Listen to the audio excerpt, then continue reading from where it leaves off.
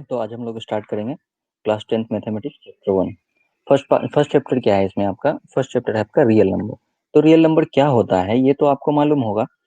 इससे पहले 9th class में भी आपने पढ़ा है कि रियल नंबर्स क्या होते हैं। Rational number, irrational numbers, real number, natural number, whole number, ये सारे डेफिनेशन वगैरह पढ़ा होगा। तो उसमें डिटेल में नहीं जाते हुए आप ये जानते होगे रियल नंबर जो है वो सभी रैशनल और इरेशनल नंबर का जो कॉमन सेट होगा वो सब रियल नंबर होते हैं। ठीक है, तो इसमें फर्स्ट टॉपिक है आपका यूक्लिड्स डिवीजन मेथड। ठीक है, यूक्लिड्स डिवीजन मेथड। तो ये क्या है? ऐसे इसमें ये भी लिखा रहता है यूक्लिड्स डिवीजन लेमा बोलिए, यूक्लिड्स डिवीजन एल्गोरिदम बोलिए या फिर थ्योरम बोलिए, बात एक ही है। इसमें आपको कहीं पे भी लेमा भी लिखा होगा और कहीं कहीं पे एल्गोरिदम और थ्योरम। लेमा मतलब वही स्टेटेड जो भी स्टेटमेंट होता है वो थ्योरम भी बोल सकते हैं, लेमा भी बोला जाता है। तो ये नाम में कुछ खास है नहीं रखा हुआ। चलिए ये होता क्या है ये देखते हैं। इक्लिप्स डिवीजन मेथड या इक्लिप्स डिवीजन थ्योरम या फिर इक्लिप्स डिवीजन लेमा, ये क्या होता है उसके बारे में हम बात करते हैं। ठीक है, तो इसको समझने के लिए सबसे पहले आप क्या करो कि एक डिवीजन, सिंपल डिवीजन तो आप जानते हो कि जैसे मान लो मैंने 15 में 2 से डिवाइड किया 15 को। ठीक है, तो 2 7 जा 14 आया 1 रिमाइंडर। तो इसमें क्या, इस 7 को क्या बोलते हैं? कोसेंट बोलते हैं इसको। ये सब आप जानते होगे, अभी थोड़ा देखते रहना। ठीक है, जो हम समझाना चाह रहे हैं वो अभी आएगा। 15 को क्या बोलते हैं? ये हो गया आपका डिवाइजर। ठीक है, और ये क्या है? ये है आपका डिविडेंड। ठीक है, और ये क्या है? ये है रिमाइंडर। ठीक, ये हो गया। तो ये इक्लिप्स डिवीजन लेमा कहिए या इक्लिप्स डिवीजन थ्योरम कहिए, ये क्या कहता है?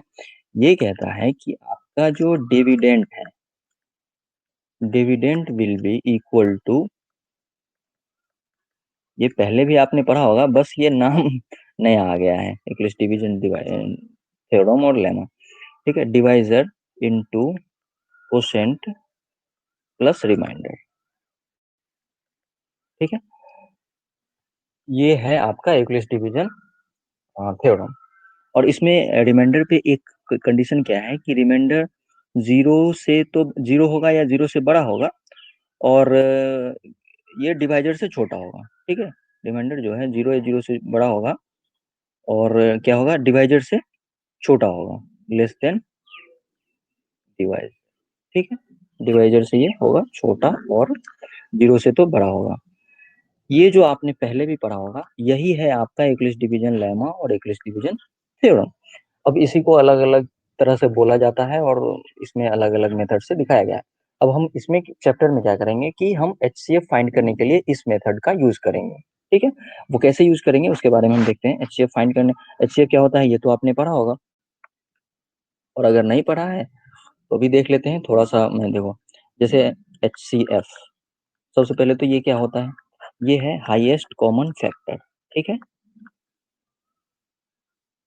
Highest common factor.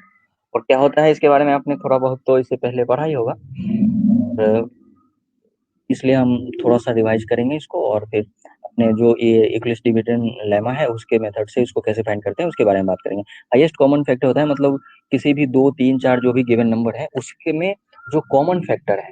Common factor, factorisation आप जानते हो, प्राइम फैक्टराइजेशन, प्राइम नंबर्स में किसी भी नंबर को हम प्राइम नंबर्स के मल्टीपल के रूप में लिख सकते हैं, तो वो फैक्टराइजेशन फैक्टर्स हो जाते हैं, प्राइम फैक्टर्स। और उसमें जो कॉमन है, जितने भी ज्यादा से ज्यादा मैक्सिमम कॉमन जो नंबर्स है वो होता है कॉमन फैक्टर। जैसे आप एक एग्जांपल से देखो तब आपको समझ में आएगा। जैसे कोई एक नंबर है, इसको आप लिख सकते हो ए इंटू बी इंटू सी। तो ये ए बी और सी जो है ये एक्स के क्या हो गए? ये फैक्टर्स हो गए। ठीक है, ये फैक्टर्स हो गए। तो सपोज करो कि आपके पास दो नंबर है 124 और 24। ठीक है, अब इन दोनों का क्या करना है आपको? फैक्टराइजेशन करना है। फैक्टराइजेशन नहीं, इनका एचसीएफ निकाल फाइंड करना है। ठीक है, तो इतना तो आप जानते हो कि इनका कैसे पहले अभी तक जो एचसीएफ निकालते रहे, 124 है, इसको आप क्या कर दो, पहले तो फैक्टराइज कर दो। तो कैसे करेंगे? 2 से 62, इतना तो मालूम ही होगा। ये हो गया 31। अब 31 किसी के टेबल में आता है क्या? नहीं आता है। तो 31 बन जा 31। तो 124 को आप क्या लिख सकते हैं? 124 को आप लिख सकते हैं 2 इंटू 31, ठीक है। इसको थोड़ा क्लियर लिखता हूँ, ये 2 इंटू सिमिलरली अगर आप 24 का फैक्टराइजेशन करोगे तो ये आपके पास आ जाएगा 2 इंटू 2 इंटू 2 इंटू 3। तो इसमें देखो, ये इसके फैक्टर्स हो गए, इसके फैक्टर्स हो गए। अब कॉमन कॉमन कौन कौन से हैं? ये 2 और ये 2 कॉमन है, ये 2 और ये 2 कॉमन है। तो हाईएस्ट कॉमन क्या है? 2 इंटू 2 एंड 2 इंटू 2। तो इसको आप लिख सकते हो 4 इंटू 31। इसको हम लिख सकते हैं 4 इंटू 2 इंटू 31 3। तो ये जो 4 है ये हो गया 124, और 24 का क्या हो गया? ये HCF क्या हो गया? ये हो गया आपका 4, ठीक है। तो इस तरह से हम अभी तक HCF फाइंड कर रहे थे। HCF को कैसे? यूलिस डिवीजन लेमा से। ये भी कुछ नहीं है, बहुत सिंपल है। अभी देखते हैं, आपको समझ में आएगा। फिर इसके सभी क्वेश्चंस भी करेंगे, और धीरे धीरे जब जैसे जैसे आगे बढ़ते जाएंगे तो बाकी चीजें भी समझ आती जाएंगी, और हम लोग एक्सप्लेन करते रहेंगे, ठीक है। तो सबसे पहले तो वो यूलिस डिवीजन जो भी थ्योरम और लेमा का, वो क्या था कि dividend is equal to divisor into quotient plus remainder. And ये जो आपका रिमाइंडर है ये 0 या 0 से तो बड़ा होगा, और डिवाइजर से छोटा होगा, ठीक है। डिवाइजर से छोटा होगा, क्योंकि अगर डिवाइजर से बड़ा होगा तो एक टाइम और डिवाइड हो जाएगा ना उसमें, तो इसलिए डिवाइजर से तो छोटा होगा। यही है आपका यूलिस डिवीजन थ्योरम और लेमा। और इसको ही बुक में अलग अलग लैंग्वेज में लिखा हुआ है, वो ना आपको बहुत लोग उसको रटते हैं, रट्टा मार मार के याद भी करते हैं। तो ऐसा कुछ नहीं, ये मैथ में आपको समझने के लिए है। यूलिस डिवीजन थ्योरम जो है वो यही है, ठीक है। अब लैंग्वेज में आप इसको जैसे भी बुक में लिखा हुआ है वो याद भी कर सकते हो, नहीं भी करोगे तो कोई ऐसी जरूरत नहीं है उसकी, ठीक। अब देखो, ये जो पीछे हमने जो एलसीएम निकाला था उसको हम इस मेथड से निकालते हैं। इसमें सबसे बस कुछ नहीं है, सिंपली आपको डिवाइड करते रहना है। और डिवाइड कब तक करते रहना, एक एक क्वेश्चन जब हम करेंगे तो आपको क्लियर हो जाएगा। क्या करना था? हमें HCF फाइंड करना था किसका? 124 एंड 24 का। तो इसमें क्या करते हैं कि जो बड़ा वाला नंबर है, ठीक है, उसमें छोटे वाले नंबर से पहले डिवाइड करते हैं, ठीक। बड़ा वाला नंबर 124, छोटा वाला नंबर 24। तो 124 से 24 से 124 में डिवाइड करेंगे तो कितने टाइम्स होगा ये? अब देख लो, 24 5 जा 120, 24 5 जा 120। ये तो इतना प्रैक्टिस करते करते आपको अनुमान हो जाएगा, एक्सपीरियंस हो जाएगा, तो आ जाएगा। और अभी तक आपने एक्सपीरियंस जो भी अभी तक मैथ्स पढ़ा होगा अच्छे से, तो एक्सपीरियंस होगा भी आपको। और नहीं भी है तो ये आगे प्रैक्टिस से आ जाएगा, ठीक है।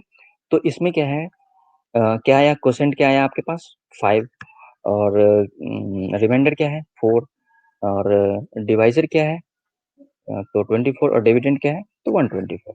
तो इसको हम ऐसे लिख सकते हैं 124 dividend is equal to divisor into quotient plus remainder, ठीक है। अभी देखो, रिमाइंडर यहाँ पे क्या हुआ, रिमाइंडर क्या हुआ कि रिमाइंडर 0 नहीं आया है। तो इसको हम तब तक डिवाइड करते हैं जब तक कि रिमाइंडर 0 नहीं आए, और इसको डिवाइड करते हैं। तो इस स्टेप में जो आपके पास डिवाइजर और रिमाइंडर आया था, अब नेक्स्ट स्टेप में इन दोनों को लेकर के हम डिवाइड करेंगे, ठीक है। तो इसमें क्या करेंगे, डिवाइजर में रिमाइंडर से डिवाइड करेंगे। तो डिवाइजर क्या, इस स्टेप में डिवाइजर क्या है? 24। और रिमाइंडर क्या है? 4।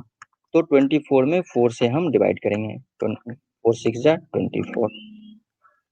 अब यहाँ पे आ गया रिमाइंडर 0। तो ये क्या लिखेंगे? 24। ये तो डिविडेंड हो गया इस स्टेप के लिए। और इसमें डिवाइजर क्या है? डिवाइजर है वो क्या? 4। कोसेंट क्या है? 6। और रिमाइंडर आया 0। तो यहाँ पे आपका रिमाइंडर क्या आ गया? रिमाइंडर आपका आ गया 0। तो अब ये हो गया लास्ट स्टेप। इसके आगे हमें जब तक रिमाइंडर 0 नहीं आएगा तब तक हमें डिवाइजर और रिमाइंडर लेकर के, जैसे अगर सपोज करो इस स्टेप में भी 0 नहीं आता रिमाइंडर, तो इस स्टेप का जो डिवाइजर होता और इस स्टेप का जो रिमाइंडर होता, उसको लेकर के हम नेक्स्ट स्टेप में फिर से डिवीजन करते। और किसमें किससे डिवाइड करते हैं, तो डिवाइजर में रिमाइंडर से डिवाइड करते हैं, ठीक है। फिर वो रिमाइंडर उसमें से फिर डिवाइजर और रिमाइंडर आता जो नेक्स्ट स्टेप में जाएगा। इस तरह से ये स्टेप हम कंटिन्यू रखेंगे जब तक कि रिमाइंडर हमारे पास जीरो ना आ जाए। जब जीरो आ गया तो ये हो गया लास्ट स्टेप, और लास्ट स्टेप का जो डिवाइजर है वही हमारे उस क्वेश्चन का एचसीएफ है, आंसर है। तो लास्ट स्टेप का डिवाइजर जो है, लास्ट स्टेप का डिवाइजर ऑफ लास्ट स्टेप क्या है, 4। तो ये क्या है आपका, यही रिक्वायर्ड एचसीएफ है, जो रिक्वायर्ड एचसीएफ का 124 एंड 24 का, तो यही एचसीएफ जो है वो आपका इसका रिक्वायर्ड एचसीएफ है।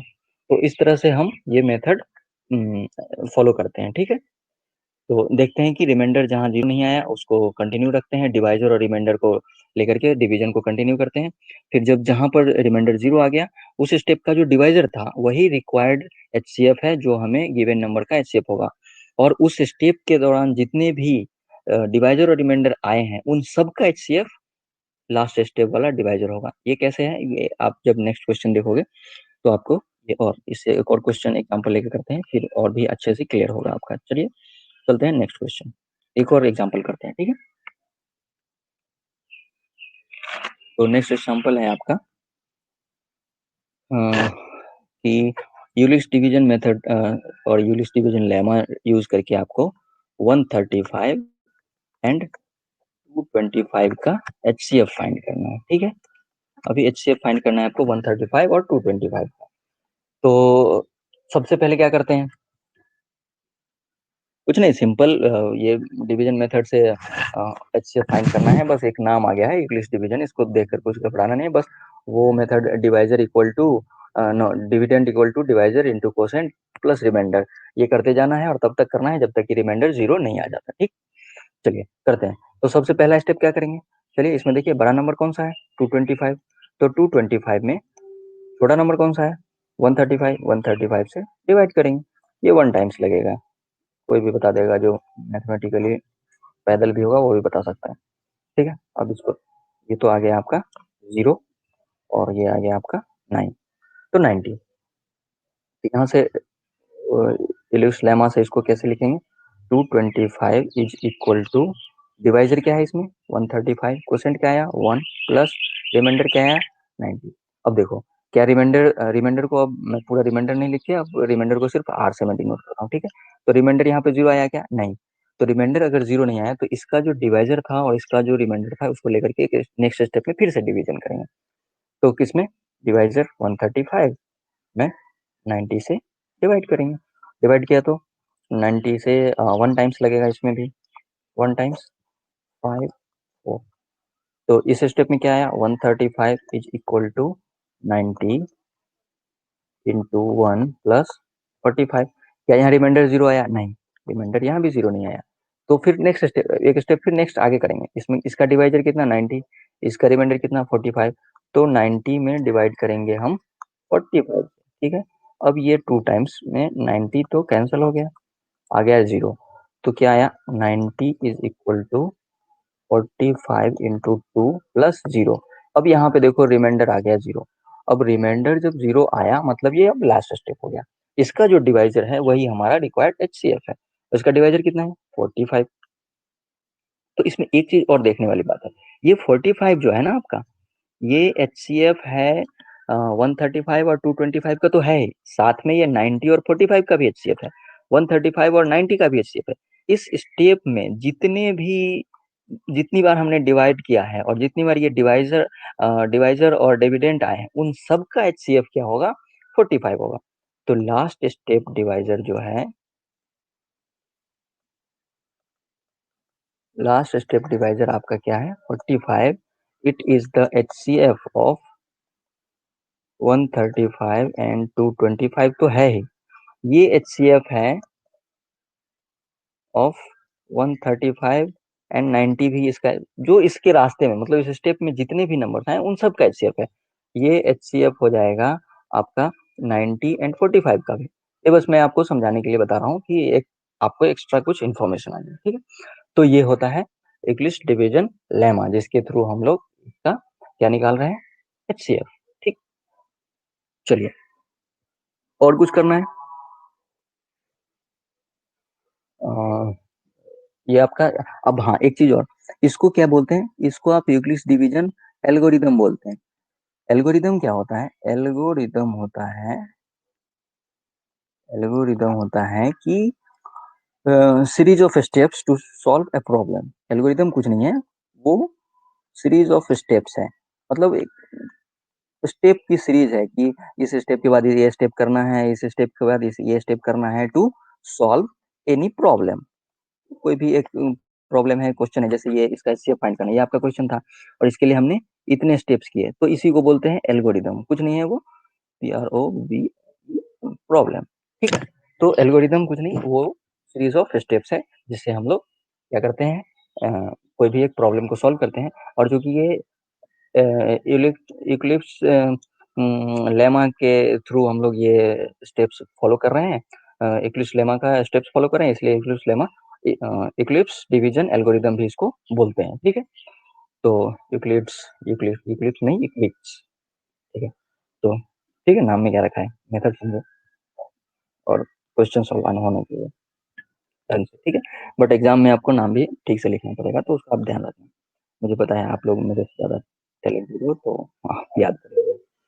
ठीक है, तो इस तरह से हम लोग क्या करते हैं कि सॉरी, HCF फाइंड करते हैं इक्लिप्स डिवीजन एल्गोरिदम से।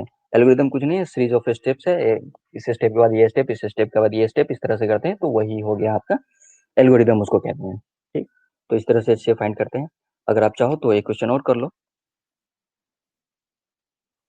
तो आपको नेक्स्ट एग्जांपल है कि HCF फाइंड करना है आपको इसका 867 एंड 255। अब आप इसको खुद से करके देखो, 1 मिनट का टाइम ले लो और खुद से करके, या फिर चलो हाँ भी करके देखते हैं, आप कोई दूसरा एग्जांपल लेकर खुद से करना। ठीक है, तो सिमिलरली सबसे बड़ा नंबर कौन सा है इन गिवन नंबर्स में, 867। छोटा कौन है, 255। 255 से इसमें डिवाइड करेंगे, तो ये कितने टाइम्स लगेगा, ये लगेगा आपको 3 टाइम्स। ठीक है, 3 टाइम्स लगेगा। और 3 5 जा 15 1, 3 5 जा 15 1 16, और ये 7। ठीक है, ये आप अगर नहीं कर पा रहे हो तो मल्टीप्लाई करके कर लेना। ठीक है, और ये अंदाजा कैसे लगता है, तो ये 800 है, ये 200 है, 4 टाइम्स करेंगे तो 800, ये 55 का भी 4 टाइम्स तो 200 और आ जाएगा, तो 1000 के आसपास हो जाएगा। तो 3 टाइम्स करके देखते हैं तो 600, और ये 55 का 3 है तो 150 के आसपास आएगा, तो इससे अंदाजा लगा लेते हैं कि हम इसके आसपास आएगा। वो प्रैक्टिस से आपको आ जाएगा। अगेन मैथ्स रिक्वायर्ड प्रैक्टिस, जितना ज़्यादा आप प्रैक्टिस करोगे उतना ज़्यादा आपको ये सारी चीज़ें अपने आप ब्रेन में क्लिक होती रहेंगी। ठीक है, तो प्रैक्टिस, मैथ्स में प्रैक्टिस बहुत ज़रूरी है, ये तो सभी बताते ही होंगे, बहुत इंपॉर्टेंट है, आपको भी समझ में आया होगा। ठीक है, तो इसका रिमाइंडर 102 आ गया, तो इसको क्या लिखते हैं, यूक्लिड्स डिवीजन एल्गोरिदम के थ्रू लिखते हैं।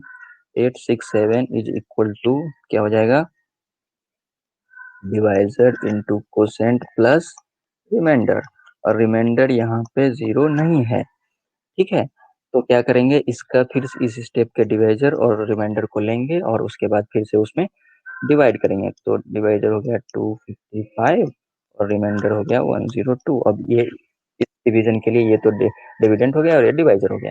अब इससे हम डिवाइड करते हैं 2 टाइम्स, तो ये हो जाएगा 204 और ये आएगा आपका 51। तो ये हो गया 102 इज इक्वल टू, नहीं 102 नहीं ना, पहले तो क्या लिखेंगे, डिविडेंड।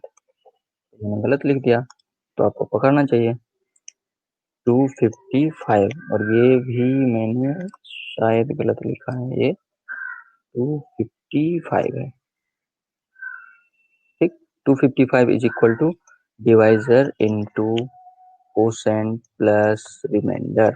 यहाँ भी रिमाइंडर 0 नहीं आया, तो फिर नेक्स्ट स्टेप भी फॉलो करेंगे, और ये 102 है, आज क्या हो गया है, ये 102 है। चलिए मैं इसको क्लियर कर देता हूँ ताकि कोई कंफ्यूजन न रहे। वैसे आपको समझ में तो आया होगा 102। चलिए, हाँ तो नेक्स्ट स्टेप में फिर से करेंगे ना डिवीजन, तो क्या लेंगे बताओ आप इस बार, पहले आप बताओ। 102 एंड 51, क्योंकि इसका डिवाइजर और रिमाइंडर लेते हैं जब तक कि रिमाइंडर 0 ना आ जाए। तो 102 में 51 से डिवाइड करो अब, तो 2 टाइम्स ये हो जाएगा 102, यहाँ रिमाइंडर 0 आ जाएगा। 102 is equal to divisor into quotient plus remainder. अब देखो ये रिमाइंडर जीरो आ गया, रिमाइंडर जीरो आया मतलब ये लास्ट स्टेप है। सो लास्ट स्टेप का डिवाइजर क्या होगा, HCF होगा। सो HCF ऑफ 867 एंड 255 क्या हो जाएगा, ये 55 है, कंफ्यूज मत होना, ये मैं भावनाओं में बह के ज़्यादा पेज में लिख दिया था इसको।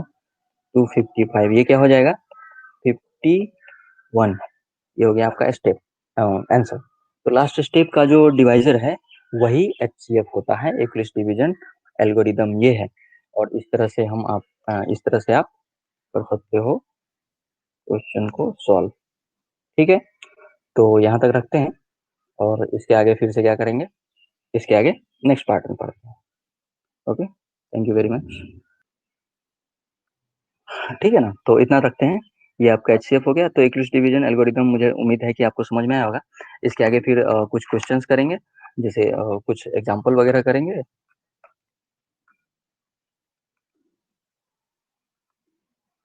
और उसके बाद फिर उसके आगे हम लोग चलेंगे एक्सरसाइज पे चलेंगे और फिर उसको क्लियर करेंगे। ठीक, तो उम्मीद करता हूँ आपको समझ में आया होगा।